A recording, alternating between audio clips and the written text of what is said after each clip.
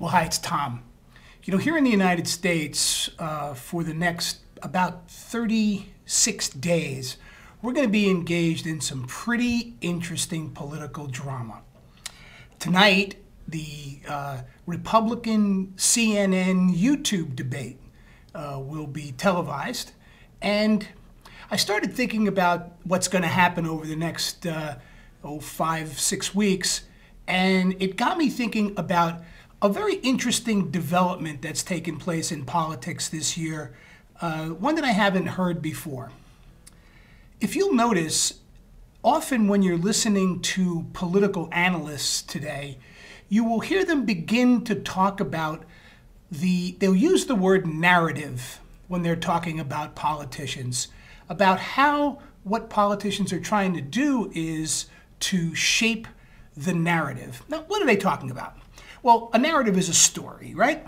And so if you think about politics as theater and the politicians as telling a story, I think it helps us to figure out what each of the politicians is trying to accomplish when they're giving a speech or engaging one another in what we're calling a debate, which is actually, I don't even know what it is.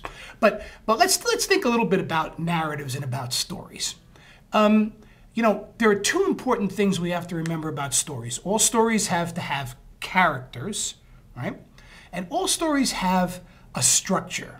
Now, what kind of a structure does a story have? Well, in its simplest form, every story has to have a beginning, a middle, and an end.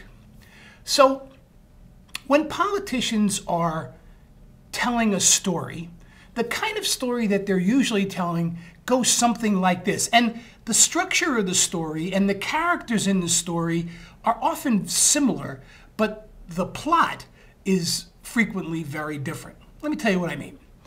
So if we take the beginning of the story, what usually happens in the beginning of a story? Well, we're introduced to a character who is the main focus of the story. Let's call that character the hero.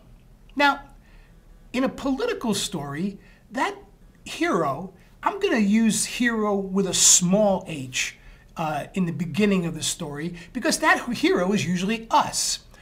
What the politicians are trying to do is to tell a story in which we, the voters, are caught in a moment of our lives.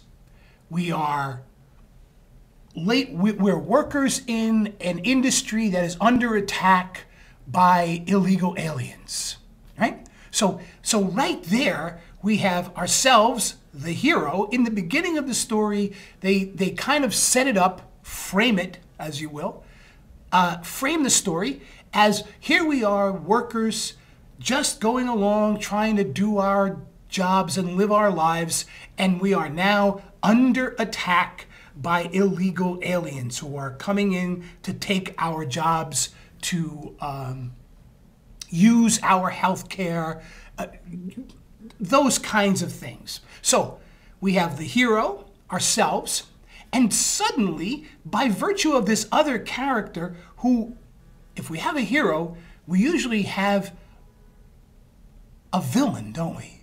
So now we have a villain, and suddenly I, the small h hero, have become a victim. I've been identified now as a victim. And as a victim, that kind of ends the beginning part of the story, right? Act 1, we see this hero who before was just kind of going along, suddenly has been attacked by illegal aliens and is going to lose his or her job. And now this person has been victimized. And now we move to Act 2, the middle part of the story. And in the middle part of the story, we see the victim and the villain, you know, kind of drawn in very stark terms. And who appears on the scene but the real hero, the capital H hero? And guess who that hero is? We know who that is. It's the politician.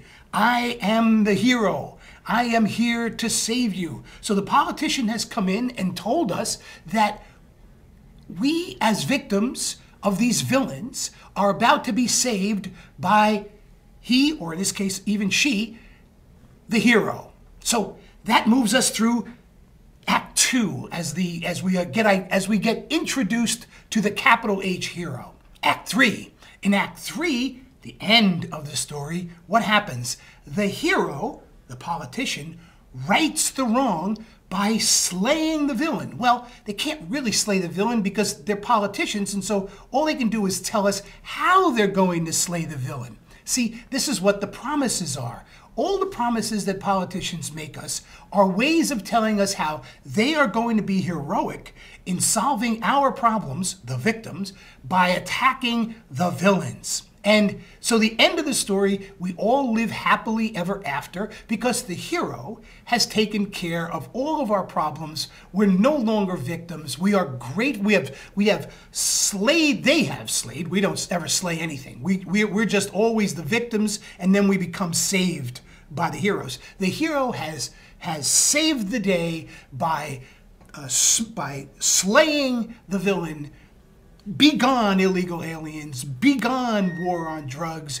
Be gone, all of these other terrible things. I, the hero, am here to save you. So when you're listening to the debates tonight, and for those of us who are going to follow this interesting drama over the next 36 days, when we're listening to all of these political speeches and so on that are about to happen, let's see how many times the victim, villain, hero motif of storytelling actually gets used, and watch how each politician changes the nature of the villain depending on his or her narrative, how they want to tell the story. We know that certain politicians want the story to be about some kinds of villains like Al-Qaeda. Others want it to be about other kinds of villains like the Republicans. Others want it to be about other kinds of villains, the healthcare system, and all of the evil providers of healthcare and health insurance. So let's watch and see how many of those kinds of stories we can identify over the next few weeks. I'm going to do that because this is the kind of stuff I love. So take care. I'll see you guys soon. Bye-bye.